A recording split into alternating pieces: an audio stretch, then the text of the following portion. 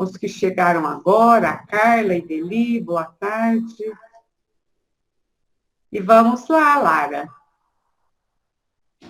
Vamos lá. Bom, a segunda parte, um país longínquo, da página 62, vem nos falar de o que representa esse país longínquo na parábola do filho pródigo. Eu fiz um resumo, mas depois eu gostaria de fazer alguns comentários a respeito da teoria psicanalítica de Freud e Jung. As sucessivas reencarnações iniciam o processo de crescimento espiritual.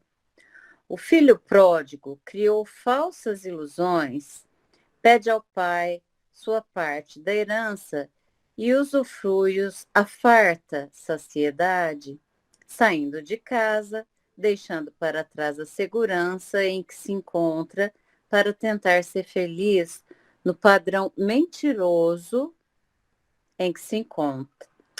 Isso. Possui a inteligência do sentimento, tendências artísticas e culturais que não valoriza, pois exigem sacrifícios e desafios contínuos. Tem sensualidade, se joga em outra região, esquecendo com os compromissos mantidos com a vida. Tem somente a companhia de seus demônios internos, anseios desregrados. Alimenta-se dos miasmas, que são formas e pensamentos gerados pelo sentimento de inveja. Quando recursos acabam, a fome predomina. Aí ele tem um insight que não é isso que ele deseja. Afundar-se no Shavascal. Shavascal eu procurei, significa trabalhar grosseiramente de forma imperfeita. No processo de evolução, são raros aqueles que não desejam a liberdade e a independência, mas confundindo com libertinagem. Amadurecem psicologicamente com o sofrimento. A angústia os fazem pensar em voltar para casa, sinônimo de segurança emocional, recordando boas lembranças dos momentos ali vivenciados. Neste momento, tomam a decisão de voltar para casa por desespero frequente. Porém, não é necessário afastar-se. Isso acarreta podridão. Esse país longínquo pode ser a vivência na Terra, onde vivem para desenvolver os mecanismos da evolução de maneira favorável, e pode ser um mundo espiritual, onde se inicia a verdadeira evolução, ou se desperdiça quando os demônios internos não são trabalhados e empregados com responsabilidade, evitando-se o desperdício dos bens preciosos que a divindade oferece. O ego só é trabalhado de maneira gradativa. Só relembrando, o ego é a superfície da psique.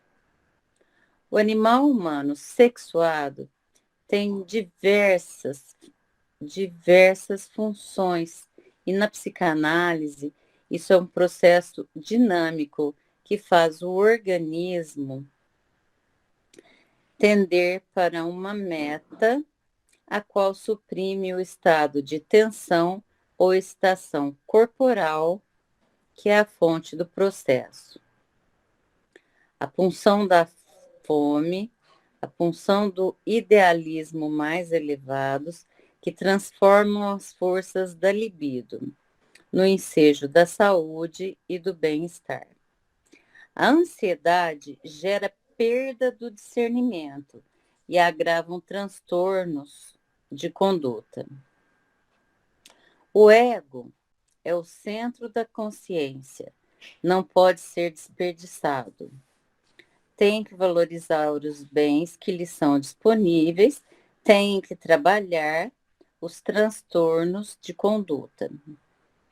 Aí Joana nos cita dos elfos, que são criaturas mitológicas, lendatórias, originárias da Europa, principalmente da Escandinávia e a Alemanha setentrional, com propagação inicial para as ilhas britânicas.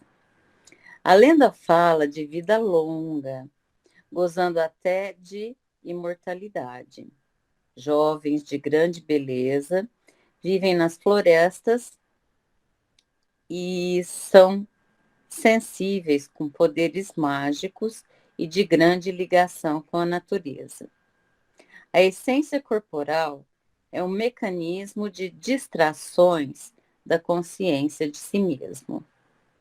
O filho pródigo teve a coragem de voltar para casa, embora maltrapilho, esfaimado e arrependido, enquanto o irmão mais velho não. A sombra do que ficou aturde-o e torna-o irascível, permanecendo morto psicologicamente, mesmo durante os cuidados com o pai. Esta morte psicológica o impede de ter lucidez para conscientizar de que ele próprio viveu num país longínquo. O self amadurecido deve amadurecer e comandar o conjunto eletrônico delicado que é o ser humano. O que acontece quando supera a sombra ao invés de cultivá-la. Por falta de esforço, indivíduos adultos ainda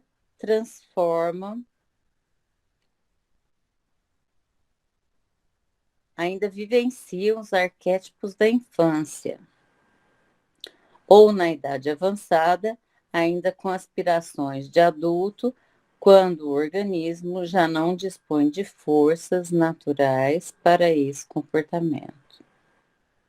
Mantendo-se o ego em harmonia com o self, equilibra-se o eixo que os liga e a sombra cede espaço ao discernimento, liberando toda a energia para o processo de individuação que deve constituir a grande meta. A fuga do filho pródigo rompe o cordão umbilical sem maturidade ainda para os autoenfrentamentos, o que culmina na volta à casa, a segurança de seu genitor. Jung propõe a progressão que se faz com um bom encaminhamento da energia da libido, canalizando-a em favor da melhor compreensão da existência humana e sua edificação. E quando interrompida, me desculpem, causa um choque, que pode ser a perda dos interesses libertadores, causando regressão e perdendo-se no inconsciente, desenvolvendo complexos e conflitos perturbadores. A psicoterapia espírita liberta o indivíduo das amarras do medo, dos enganos, estimulam a autossuperação das deficiências graças à sua vontade. Assim agindo, o ser humano encontra o caminho de ida segura e de volta razoável ao país longínquo, que pode estar no inconsciente como a meta existencial sendo a conquista. Aí, eu conversei com uma senhora muito ilustre que me passou algumas coisas É de danada, genética. hein? Você vai beber na fonte, né, comadre? Isso. Genética e epigenética. O que vem a ser isso, né? Aí eu achei uma palestra do Dr. Carlos Roberto, cujo nome eu esqueci de anotar, que fala que herdamos de nossos pais, os nossos ancestrais, o DNA. Pode ser mudado de acordo com o ambiente que crescemos. Gêmeos univitelíneos são idênticos, porém com personalidades totalmente diferentes e impressões digitais diferentes. O DNA contém nossos códigos genéticos. Pode ser alterado com as nossas crenças e padrões vibratórios com os quais nos ligamos, a sintonia espiritual. E ainda mais do que nossas crenças, de acordo com esse padrão vibratório, modificam o nosso DNA. As células do nosso corpo se modificam até com a meditação. Eu que o diga, porque o seu Antônio me colocou nessa também, viu? Bom, a epigenética poderíamos explicá-la como se fosse a contrapartida da parte científica que dissolve, o determinismo genético. Agora eu vou ler um trecho que essa ilustre senhora me passou, que é o seguinte: as intervenções epigenéticas podem ser realizadas por meios da psicoterapia, da meditação, da espiritualidade, da mudança de crenças, dos hábitos alimentares saudáveis, dos exercícios físicos regulares, isto é, qualquer situação que possa ser terapêutica no sentido de proporcionar alteração do mal sentir e do mal pensar. Não somos reféns dos nossos genes. Nós podemos ligar genes de saúde e desligar genes de doença. Não é porque a família X, passando de geração para geração, uma doença autoimune, que necessariamente um descendente terá também. A gente pode ligar um gene de saúde e desligar um gene de doença. Agora, com relação à teoria freudiana, a representação não consciente desloca a discussão dos processos psíquicos anormais do plano fisiológico para o plano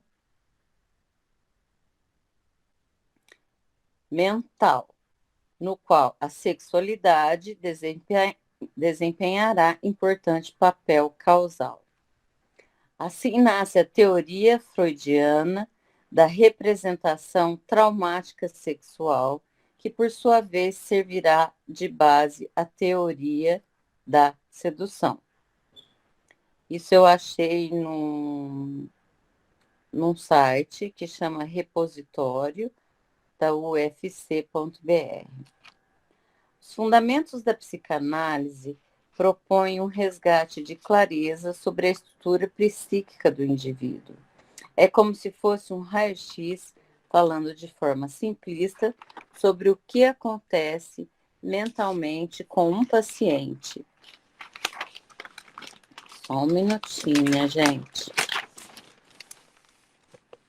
No decorrer da terapia, ele entregará aos poucos o que esconde em sua natureza e o que compromete sua saúde. Esse também eu achei num site chamado psicanaliseclinica.com. Agora, com relação à diferença da teoria junguiana e a teoria freudiana, Eu pesquisei e achei que a teoria junguiana defendeu a existência de um inconsciente coletivo pertencente a toda a humanidade.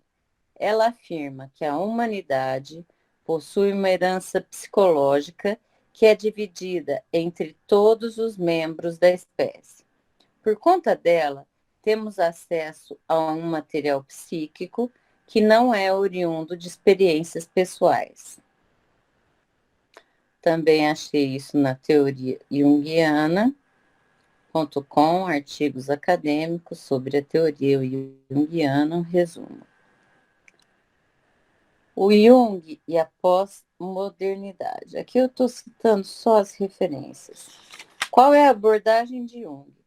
A psicologia junguiana, também conhecida como psicologia analítica, é a abordagem psicológica baseada na filosofia e nas ideias do psiquiatra Carl Gustav Jung.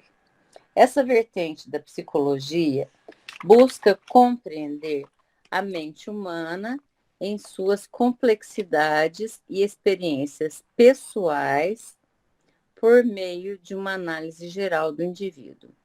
Jung enfatiza a importância da psique, do inconsciente e dos arquétipos do processo de individuação. A grande diferença entre Freud e Jung é o seguinte: Jung era um discípulo de Freud, eles trocavam cartas de 1914 a 1917, e a principal diferença entre eles é que Jung foi o intérprete da questão da libido. O Freud era dualista, pulsão sexual, libido e autoconservação. Freud tinha muito medo que suas teorias fossem transformadas em teorias judaicas. Jung foi para os Estados Unidos, cujo ano eu não anotei, e ele achava que o dualismo precisava ser estudado com mais afinco. Bom, eu fui até aqui, agora eu peço a ajuda preciosa de vocês.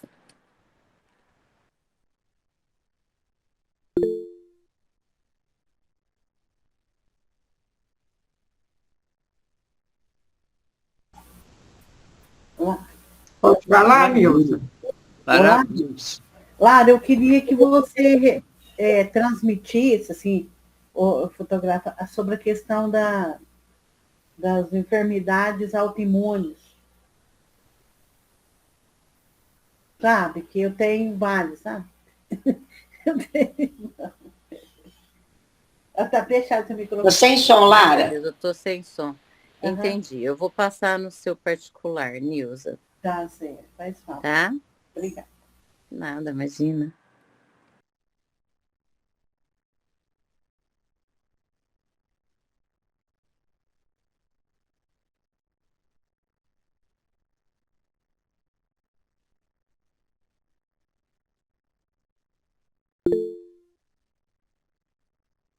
Fala, Nara. Pode falar, Nara? Pois é, meninas.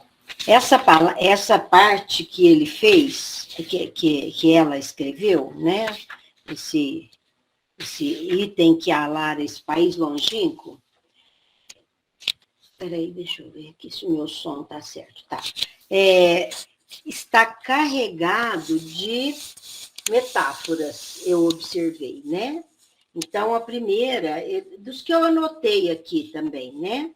Quando ela fala o país longínquo, na verdade, é a profundeza aí, no meu entendimento, né? Que pode ser outras interpretações aí de vocês. É a profundeza da criatura, do íntimo da criatura, né?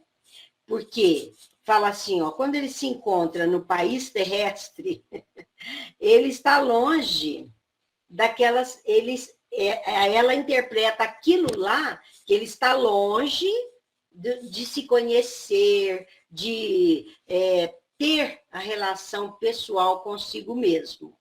Então, quando ela está falando desse país longínquo, né, que tem alguma hora que ela fala isso, que ele volta para dentro de si, vai profundamente nesse país longínquo. Então, ao mesmo tempo que ela faz essa interpretação lá nas ilusões e não sei o quê, ela fala na intimidade da criatura, né? Então, e fala das regiões da ilusão que nós procuramos nos distrair, usufruir, talvez, num prazer irresponsável, mas quando estamos exauridos, nós sentimos fome. E essa fome também é uma metáfora, né? Ela pôs várias vezes em letrinhas diferentes. Então, essa fome é o desejo da felicidade, que nós, quando estamos fora da consciência espiritual, fora daquilo que realmente constitui valores para o espírito, nós ficamos com fome. Não adianta. Por mais que nós nos sentimos saciados com os prazeres do mundo, chega uma hora que tudo isso toma um novo corpo na nossa mente, toma uma nova forma, né?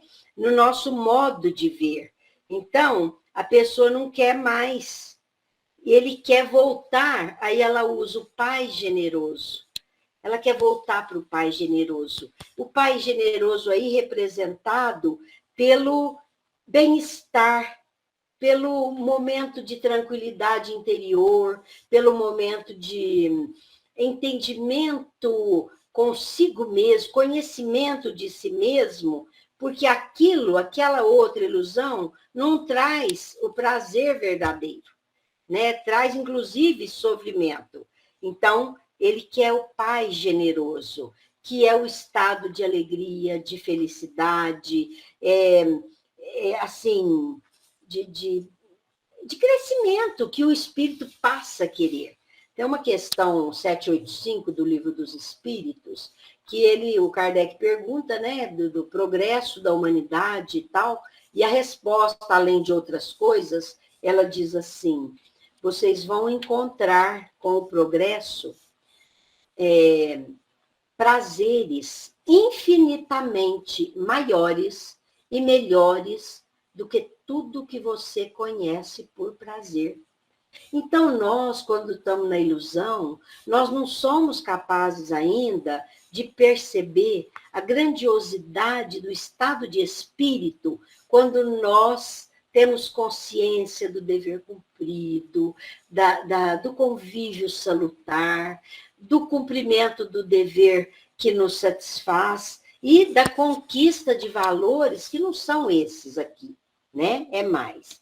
Aí ela vai falando aqui que a gente quer independência. Nós temos esse anseio, mas essa independência ainda é confundida por nós mesmos.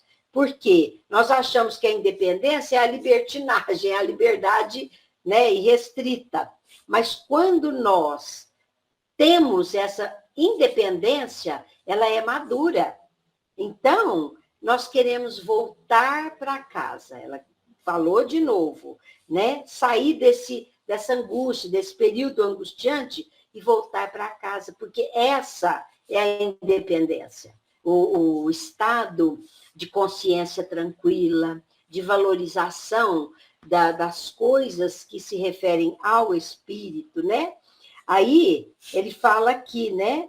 Enquanto a gente está desperdiçando a herança que conduziam, quer dizer, tudo que a gente tem como oportunidade, nós estamos desperdiçando.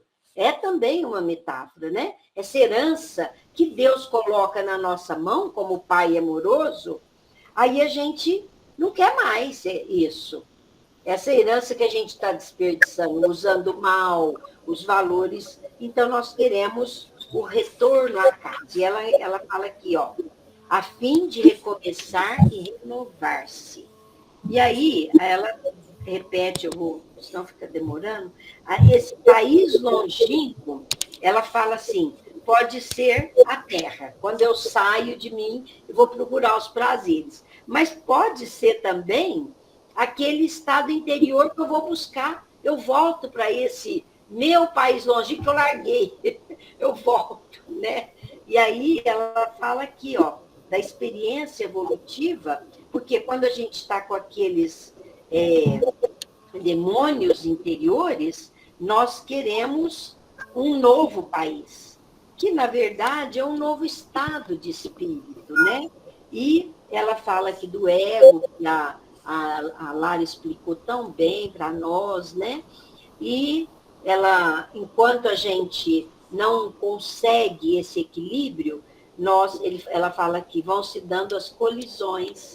Então, na verdade, essas colisões aqui são estados de enfermidade que a gente encontra quando não buscamos o real, o legítimo para o espírito, né? E aí ela termina aqui, ó, a função do filho, termina não, ela vai falando, né? Do filho pródigo se entrega ao sexo, ele vai ficar ansioso. E aí ele é induzido, ela fala aqui, do ego de volta para a casa. Eu gostei muito dessas metáforas, por isso que eu estou citando. Aí ele fala assim, ó, não desperdiçando com as meretrizes e os elfos. Isso aí é uma figura tão bonita que ela usou, que são, assim, o desperdício da nossa oportunidade em coisas mundanas, em coisas sem valor, em coisas ilusórias, né? E aí ela volta a um país longínquo a ser conquistado pelo ego, que é a volta da criatura, né? Ele volta para casa, volta para se conhecer, volta para se libertar da indiferença, do egoísmo, da ambição, de tudo aquilo que ele estava buscando lá. Não, aí ela fala do outro filho, né?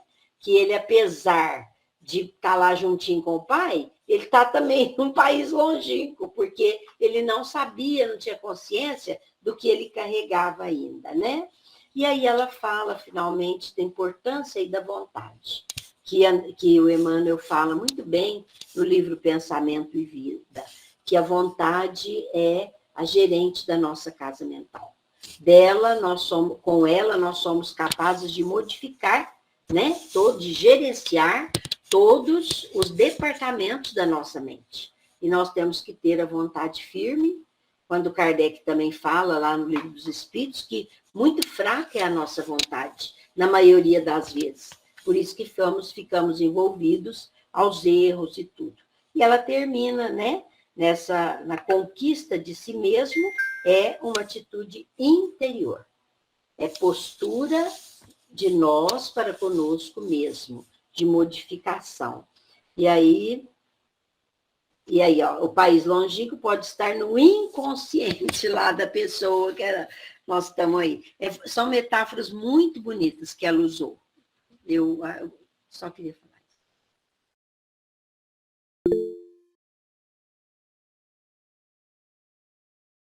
Pode falar, Ana. Muito bem, Nara, é isso aí mesmo. Mas, resumindo tudo isso aí que a Nara falou, esse país longínquo, nós vamos para ele todos os dias, quando nós nos afastamos da nossa essência divina. E nós nos afastamos mesmo. Conforme a Nara falou da nossa casa mental aí, nós não estamos ainda no andar lá de cima. O andar de cima ainda falta, né? Ainda falta, vamos dizer assim, usando uma metáfora também, ainda falta tecnologia para ser instalada lá. Então, nós ainda não habitamos aquele andar de cima, aquele andar superior lá. Nós não estamos lá. Lá ainda não tem energia instalada, lá ainda não tem água instalada, certo? Então, energia é a nossa força interior que nós não desenvolvemos ainda. A água são os nossos sentimentos, que nós também ainda não temos desenvolvidos para habitar esse andar.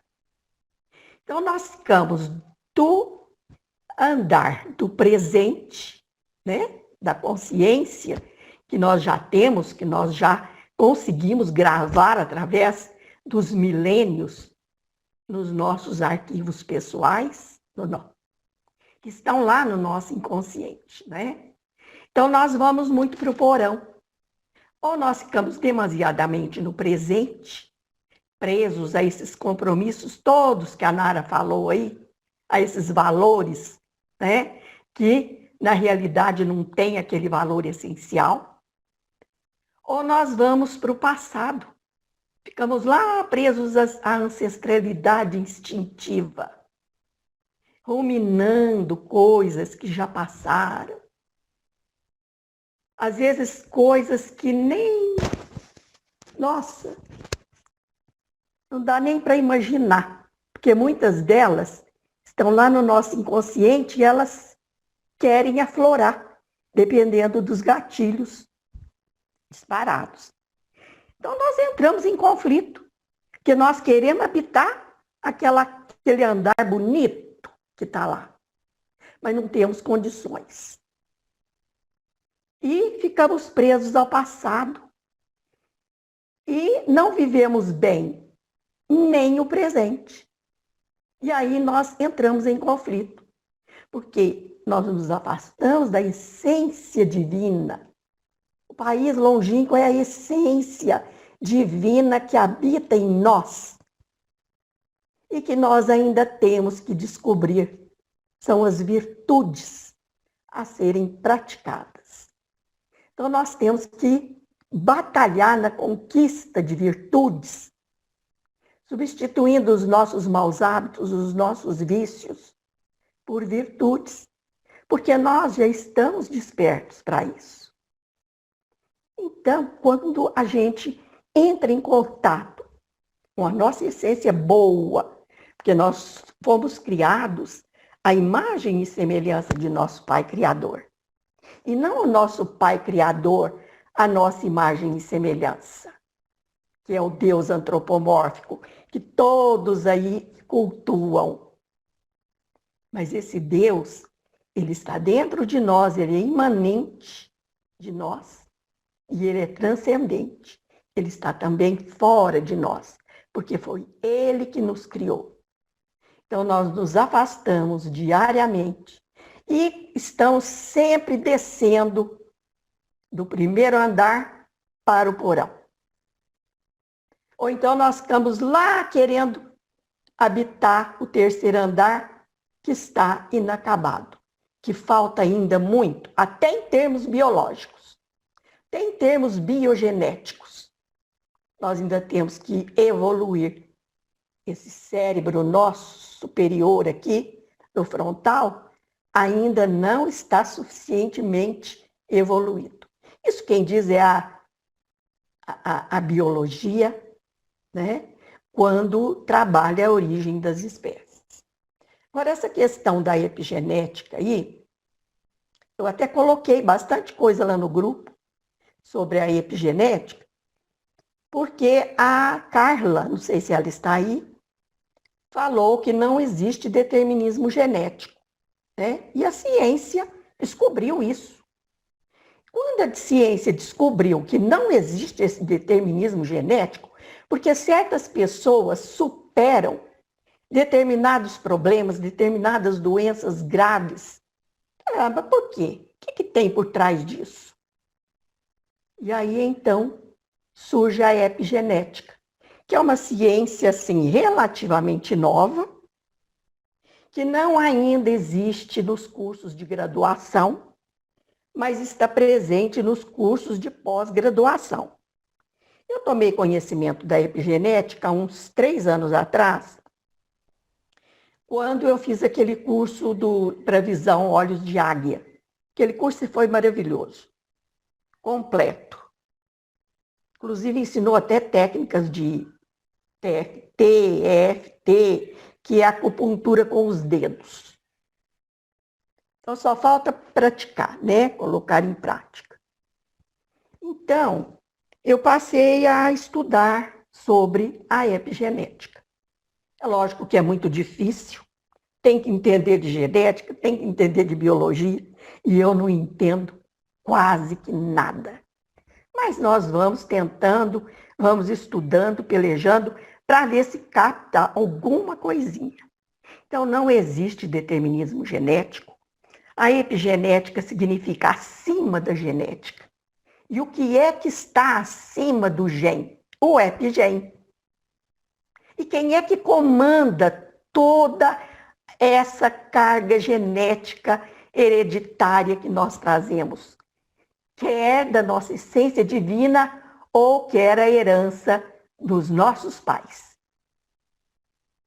E relativa ao nosso corpo físico. Quem comanda tudo isso é o espírito. É o self. É a essência divina que habita dentro de nós. Então, agora eu passo a palavra, né, para não me estender também muito.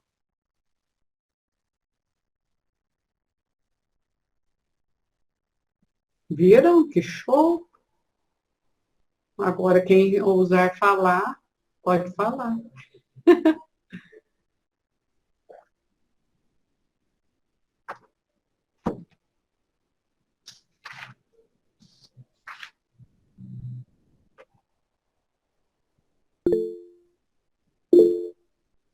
Fala, Nilza. Minha colocação sobre a meditação, eu queria referências assim de vocês, né? Quem, por exemplo, vocês todos praticam meditação? Quem que pratica a Eu referência? pratico. Hoje eu já fiz 2 vezes.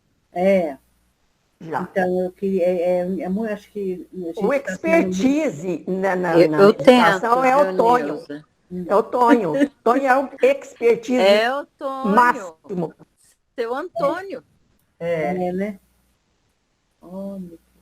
Então, no estudo do Manuel Filomeno de Miranda, ele cita também a importância da prática da meditação, né? Que acho que a gente deve já trazer para o nosso dia a dia, assim, ficar no dia a dia mesmo, né? Como a oração, tudo, né? Os cuidados que a gente tem que fazer, acho importante também. Ô, Nilza, eu participei agora no Carnaval de um retiro online de meditação. Achei muito bom. E eu comprei o curso, a moça chama-se Gabi. Eu vou passar no grupo depois o link da meditação dela. Tenho achado muito bom. Eu já fazia assim, mas a gente vai perdendo a prática, né? Se você não tiver um mentor, alguém para ir acompanhando, fazendo, você acaba abandonando.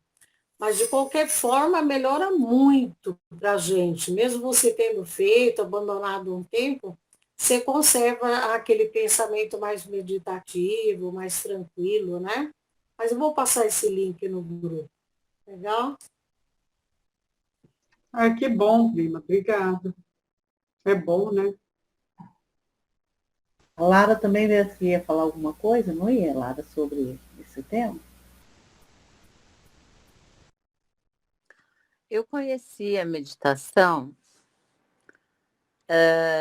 aqui em Franca, praticando.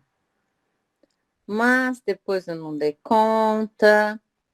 E aí eu comecei a assistir as palestras do Haroldo Dutra Dias, que são excelentes a respeito da meditação, porque ele explica todo o processo que você faz mentais para chegar à meditação profunda.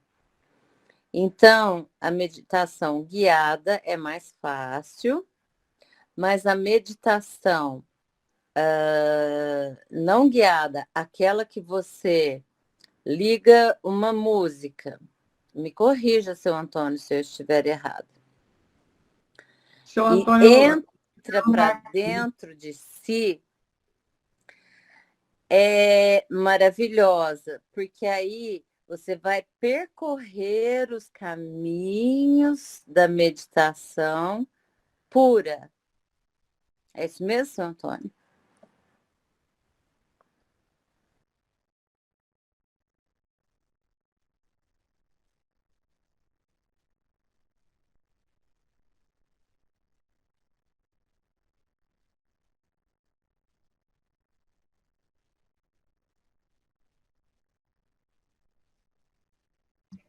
Vou chamar o Antônio, ele está resolvendo um problema lá. Sem problema. Se vocês quiserem, eu posso passar o link da meditação diária que eu faço mais ou menos regularmente, também de um grupo que a Renata França montou.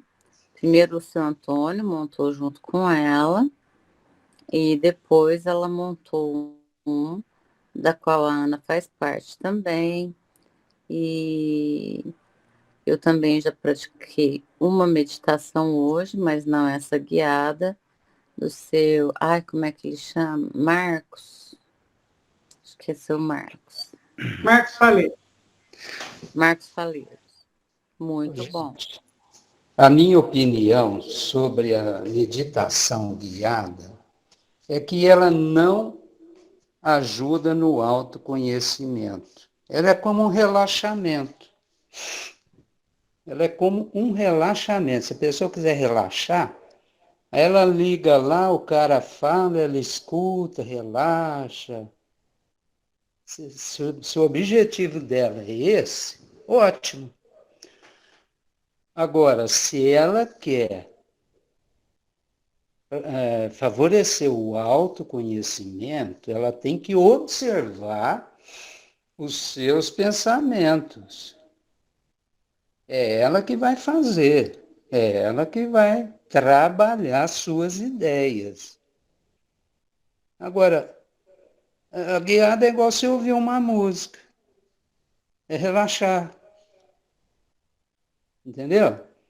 Então, quando você se predispõe a realmente fazer o autoconhecimento, e a meditação dos melhores meios para você fazer o autoconhecimento é sentar, coluna ereta, e observar os pensamentos que vão surgir. Aí você vai observar o que aquele pensamento mexeu com você, o que é.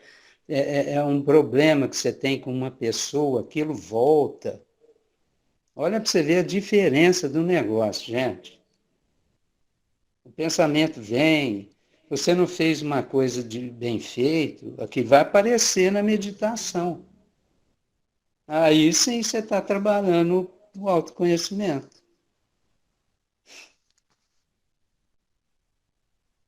Ele quer falar, pode falar, Edeli. Então, como o Tonho, para mim, não é senhor Antônio, e ele é marido da minha prima, eu posso discordar do que ele falou, certo? Ele pode ter mais conhecimento, mas eu não concordo plenamente, não. Porque tem algumas meditações guiadas que vão trabalhar num dia a sua autoestima, no outro dia o perdão. Então, eu acho que antes de você fazer essa, assim, só você mesmo, é importante ter alguém que direcione. Assim como a gente precisa de um mestre, de alguém que ensina, que acompanha, na meditação é a mesma coisa. Então você vai deixando, os pensamentos surgem, né? Eles são automáticos. E aí, como diz a Gabi, você vai deixando passar como nuvens, como nuvens. E aí, em alguns momentos, até os mantras indianos, né? Que você vai repetindo aqueles mantras que falam, por exemplo, eu me aceito, eu me amo. O do Ho Oponopono também, né? Eu sinto muito, me perdoe, sou grato, eu te amo. Então, você ficar ali uns minutos falando isso, influencia sim o seu comportamento durante o dia, domestica os seus pensamentos, direcionam, né? Agora sim, de vez em quando fazer esse só você com os seus pensamentos, mas aí a luta também é grande, né? Essa que eu sigo, que eu pratico faz 10 anos, é, eu aprendi com o Krishnamurti, e ele prega a libertação de qualquer muleta, entendeu? Tanto é que quando eu fui começar a fazer, eu punha música, fazia tanta coisa. No fim eu falei, quer saber de uma coisa? Eu não vou fazer nada. É eu observando os meus pensamentos. Porque você tem que se libertar. Ele prega a libertação. Se você vai depender de uma música, você já está preso a essa música. Se você depender de mantra, ele é contra mantra também. Não é que é contra, ele prega a libertação do mantra. Então é você com você. São estágios, né, Chacão? A Ana quer falar.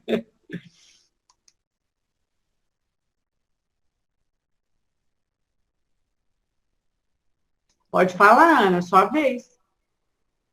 Eu esqueci de ligar o microfone e estou aqui, falando feito papagaio. Eu já estudei muito também sobre meditação. Muito mesmo, não vou negar para vocês que eu sou uma pessoa estudiosa, que eu gosto de pesquisar.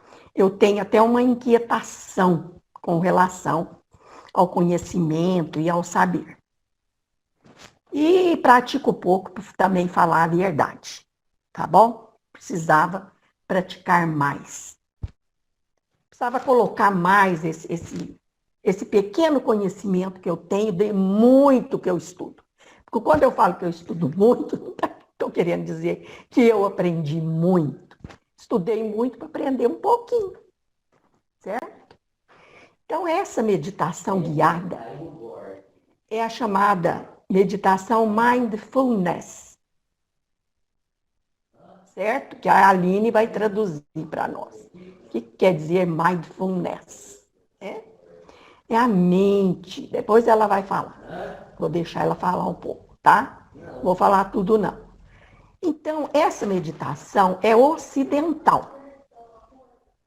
A meditação que Antônio Carlos faz é oriental. E essa é difícil mesmo.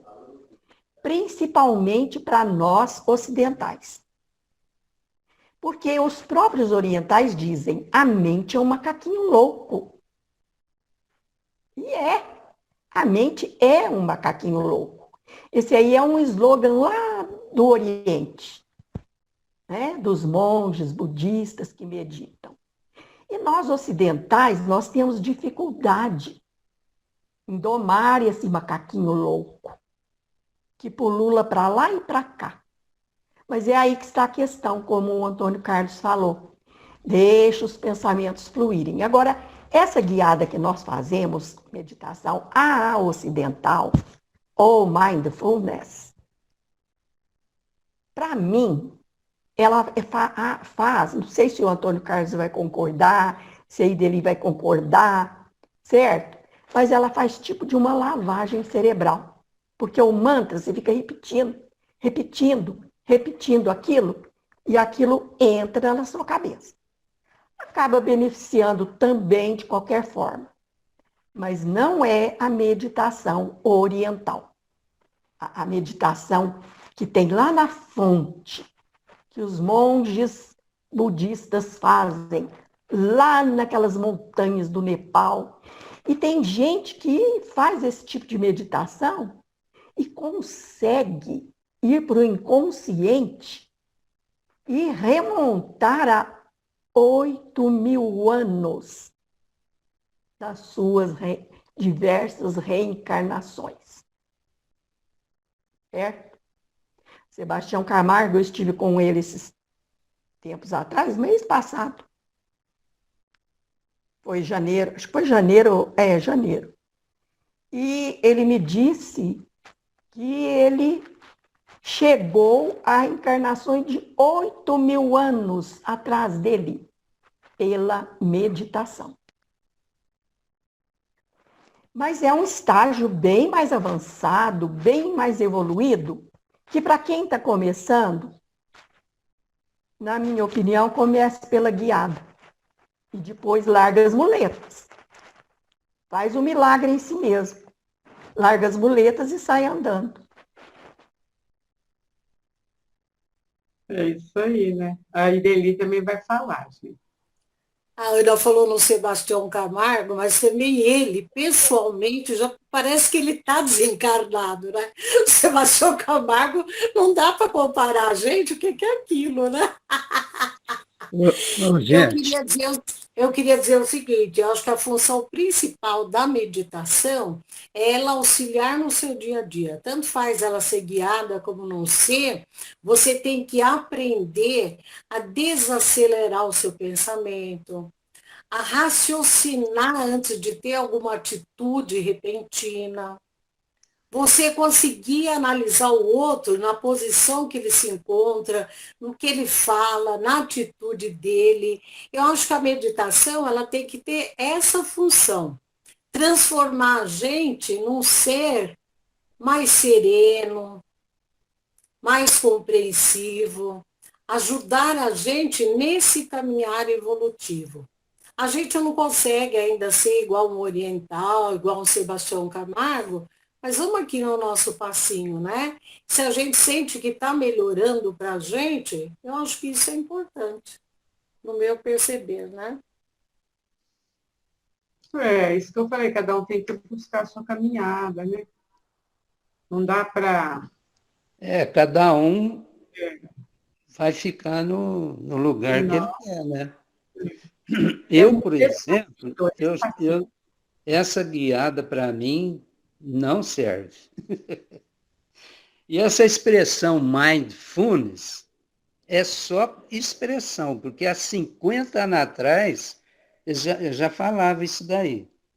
É que, já viu, né? Começa a entrar com expressão em inglês, é a atenção plena. Isso aí há 50 anos atrás, eu já vi falar disso aí. É porque eu tenho 72, viu, gente? Por isso que eu estou falando.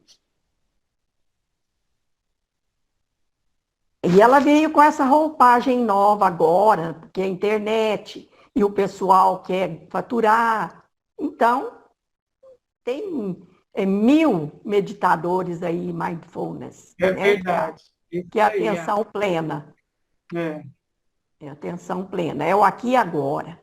Mas mas o que a gente não pode é ficar dependendo, né?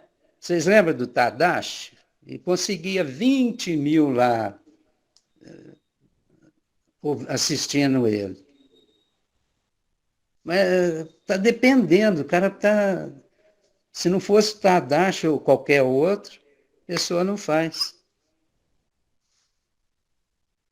E a meditação do Marcos também é guiada. A meditação dele não é igual ao do Tony. é Ela é guiada, sim. guiada. É, E ele tenta, às vezes, fazer um misto de guiada, não guiada, mas acaba sendo guiada. é verdade, é. De quem? Do Marcos. Ah, é. Guiada também. A Lara vai falar, gente. E o que eu acho interessante é o que o seu Marcos Faleiros, ele faz uma referência muito próxima com o Espiritismo. Então, nos ajuda a pensar muito na doutrina de um outro viés. Essa divindade interior, ele tem assim lá os ensinamentos, os textos que ele lê, enfim, eu gosto muito. Mas o mindfulness, né, polêmico aqui da reunião, o mindfulness nada mais é que prestar atenção em tudo que você está fazendo. Não é Isso é ligar o importante. automático, É, não é ligar o automático e sair fazendo. Isso é importante, né? Viver o momento É presente. isso. Estamos caminhando, né, gente? A gente não pode bater martelo com nenhum. Tem que caminhar, cada um busca o seu. Eu penso assim. E aí, como está chegando o final, quero saber quem vai fazer semana que vem voltar para casa. Quem quer voltar para casa? Agora, se a Quer pessoa ficar no país longínquo? a meditação, seja ela qual for, mas se ela fizer uma coisa assim, sistemática, diária, ela vai mudando de grau. Ela vai cada vez mais aprofundando, porque a gente aprende muito na própria meditação. Aprende muito.